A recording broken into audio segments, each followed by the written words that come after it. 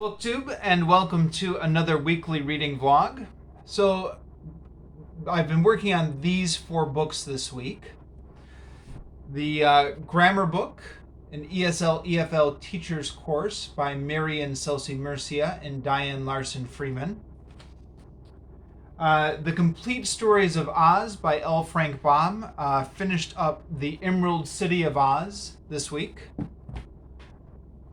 The Histories by Herodotus, and The Fellowship of the Rings, first book in the Lord of the Ring trilogy. So, I actually have finished up a few different books this week. I finished up The Lord of the Rings just this afternoon, actually. Read the last pages here, so this one is done. And I finished The Emerald City of Oz earlier this week, and have yet to film my reviews for both of these. So next couple days are going to be busy for me. I'm going to try to get a video review done for The Fellowship of the Rings within the next day or two. And I'm going to try and get a video done and post it for the Emerald City of Oz by tomorrow to keep on schedule with the schedule. To keep on schedule with the schedule. To keep on schedule with the timetable that Dane Cobain and I have set out for our buddy reads of this. And although I don't usually talk about podcasts on these weekly reading videos, I actually finished up another podcast just this afternoon, or a part of it, season 2 of the Revolutions podcast by Mike Duncan, which I'm reviewing in seasons. Season 2 is the American Revolution.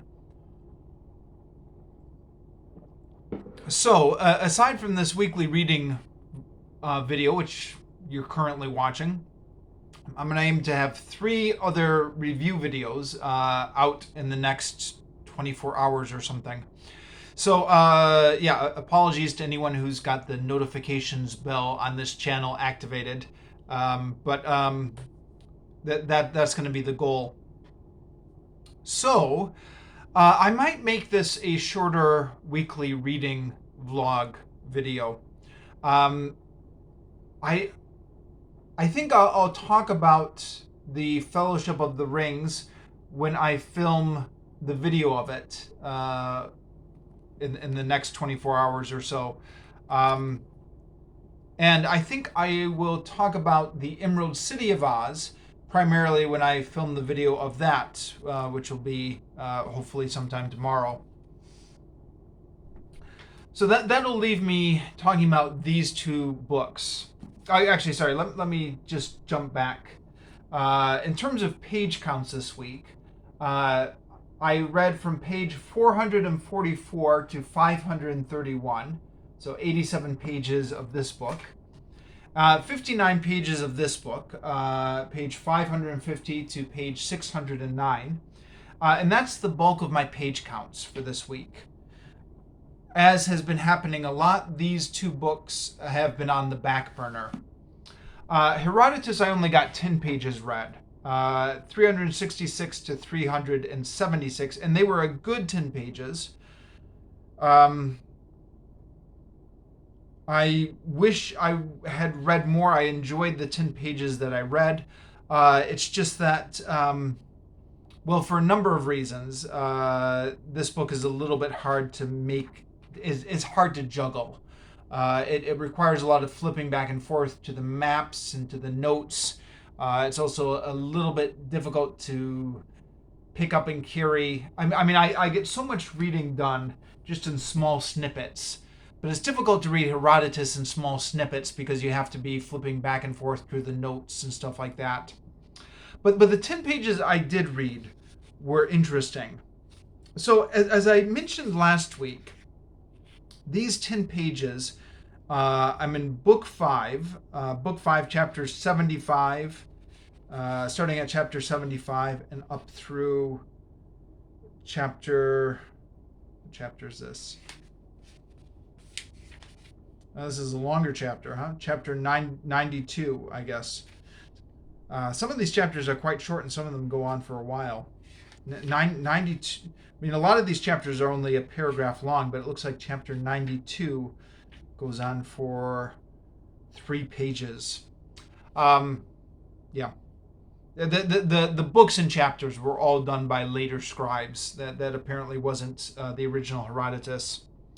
But anyways, like I mentioned last week, I'm in the section where he's talking about how Athens was getting rid of their tyrant and reestablishing their democracy. And apparently this is not the origins of Athenian democracy. It had been a democracy before, and then there was some feuding going on between the powerful families. And so one of the powerful families established themselves as a tyrant. But now they've gotten rid of that and they've gone back to being a democracy. So as I mentioned last week, it makes me curious to read a history of the Athenian democracy going, back to its origins and just continuing onward. And as far as I can figure out, I'm not sure if there's an ancient source that does that. It looks like the ancient sources talk about it in snippets. So it might be a secondary source that I'd have to track down one of these days, but it's something I'd be interested in doing. Yeah, if anyone has any good books to recommend, ancient or secondary, let me know. But there's an interesting section here where Athens has gotten rid of the tyrants, and they've become a democracy again. And beforehand, they'd been besieged by a lot of different enemies. Like Sparta is moving in, and Corinth is moving in, I think, or not Corinth, the Chalcidians and the Boeotians. So Athens has established itself as a democracy, reestablished their democracy, and then they're able to beat all their enemies that are surrounding them.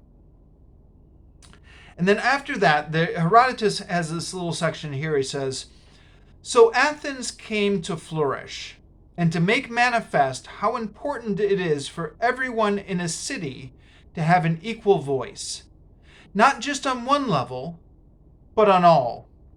For although the Athenians, while subjects of a tyrant, have been no more proficient in battle than any of their neighbors, they emerged as supreme by far once liberated from tyranny.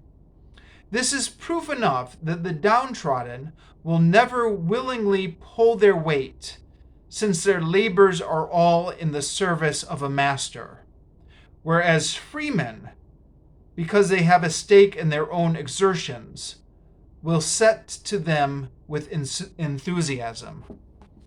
So I thought that was an interesting little bit of what sounds like a modern ideology in this old ancient text. I mean, it's easy to forget that a lot of what we consider radical democratic ideals nowadays go back to the ancient Greeks, go back to ancient times.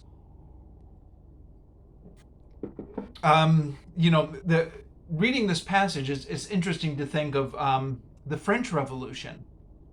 And the mythology behind the French Revolution was, they were besieged, they were attacked by all their enemies on all sides. All these European countries were fighting against the new French Republic. And they were able to beat them back. And the mythology is this was because it was the people fighting for their freedom. And what sounds like a very clear parallel to that with ancient Athens. They got rid of their tyrant. Then all of these countries are besieging them. And I think this was in part because the Spartans wanted to put the tyrant back on, right? And then they were able to beat them all back. And, Herodotus says it's because they were fighting for their freedom. It also strikes me, and this is going to be a little bit more controversial, but you could take a economic Marxist or at least socialist slant to this. So this is proof enough that the downtrodden will never willingly pull their weight, since their labors are all in the service of a master. So you could talk about this like the master of a factory, and all the workers are just doing the bare minimum because they're never going to fully pull their weight as long as they're in the service of a master. But if the workers could own the factory in some sort of a co-op, then they would have a stake in their own exertions and set to them with enthusiasm. You wouldn't have to put that economic spin on it, but it strikes me that you could. So I thought that was an interesting little piece in here, and I'll just leave off that. As for the grammar book, I have read 10 pages out of this, from page 242 to 252. Sorry, lost my place here a second. And this is on the formation of WH questions. And there's a number of interesting things going on here with the formation. It talks about when you need to create an auxiliary operator with do and when you don't. And this is something that, like a lot of English teachers, I stumbled into this years ago when I was teaching question formation and just had an example sentence I didn't know what to deal with. So I was teaching students that question, in English, yes/no questions are formed by moving the auxiliary to the front. So, for example, he is going to work. You move the is to the front. Is he going to work? A yes/no question. If there's no auxiliary, you create one with do. So he plays soccer, create the do auxiliary. It becomes does he play soccer? And I was teaching my students that to make a what question or who question or where question, you just have the question word and then the auxiliary. So does he play soccer becomes what does he play? Where is he going? So you have the auxiliary, but then you have the question word in front of it. But then, of course, I came across examples that didn't fit that pattern. For example, who hit me? Or who put this here, or something like that. So I said, okay, well, I guess, I did what most English teachers do, which is just, as you're in front of the classroom, you just make explanations up on the spot. I said, okay, well, who is different? But then, of course, you can find who questions that do have auxiliaries in them, like who did you hit? Or who is going to work? Something like that. And I eventually worked this out on my own, just thinking on my feet in front of class, that when the subject of a sentence is the who, then there's no auxiliary. But when the object of the sentence is the who, then you do use an auxiliary. And that's essentially what they said, although they say if it comes from the subject part, then we don't use the auxiliary.